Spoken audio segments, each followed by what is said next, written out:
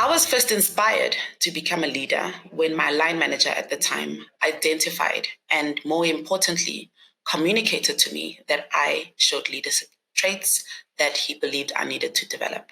The one was obviously around being passionate around high performance. I think that comes without saying. And my work ethic spoke for itself. The second one was really around being purposeful, being clear on what I wanted to get out of life, being clear on what I wanted to contribute to the organization, and being present and leaning into those conversations that I needed to contribute towards. The third one was communicating the fact that he felt, which I agreed as well, that I was able to deliver through and with my team, deliver with impact in the organization, and also towards the purpose and benefits of the communities around us. I've been quite fortunate to work for companies that have been quite intentional around providing equal opportunities for women. Unilever, for example, is one of these companies, and we currently are gender balanced.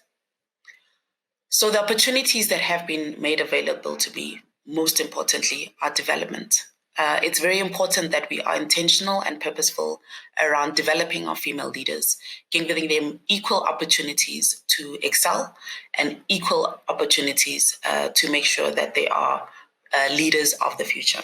My biggest challenge during my career has really been around being the mother that I want to be to my children, being the wife that I want to be at home, and just really being able to manage proactively the amount of time that I'm spending with my family and the amount of time that I'm allocating to work. And I say allocating because it's important to be proactive around how you actually spend your time and where you invest in your time. For example, I proactively have conversations with my children around what is going on in a week, what is going on in a month, so that we all know what's going on in each other's lives.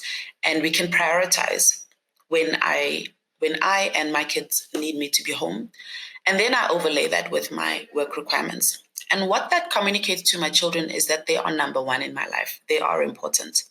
And work will come second in my life, and I will excel in everything that I do. But when I'm home, I'll be fully present, and I'll make sure that I'm available in moments that matter the most to my children as well.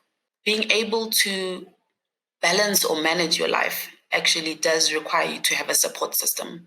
Being able to have the career that you want to have, which is more demanding at times, requires you to have a support system. And my support system is my family. I have family and I've got very close friends who know that they are my support system. And the reason why it's important for them to know this is so that when they are called upon, they are responsive, because I'm only calling upon them because I really need their support at the time, and it's appreciated that they are able to avail themselves to my family. The other important thing is being able to speak up. You know, sometimes let me talk about myself and how we were raised. You're raised to be very humble, which is an awesome thing to be and to have. You're also raised to be present, but not necessarily heard. You're also raised not necessarily to challenge things. And in life and in work environments, it doesn't necessarily work that way. I really want to encourage people to be psychologically safe. I believe I am an ambassador for encouraging people to be psychologically safe. And this basically refers to bringing your very best self to work and even to your family and to your general life. Just be psychologically safe. This means believing in yourself, believing that you can make a purposeful difference in life, and just being courageous enough to speak up. And I really do want to encourage other people to feel and be psychologically safe, because that's when you can be as impactful as you really want to be. Lean in. Lean in on the agenda that's been driven in your organizations. Lean in on the conversations that are being had.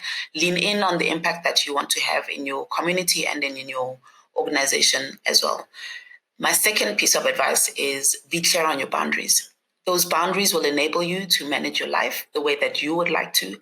As much as you need to be physically and present and available for your families, it will give you an opportunity to be available and present when you need to be in your work environment as well.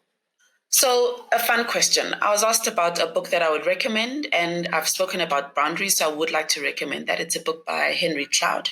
And for me, it is Elastigirl from The Incredibles. And yeah, I think if you listen to the story that I've shared with you, you'll understand why.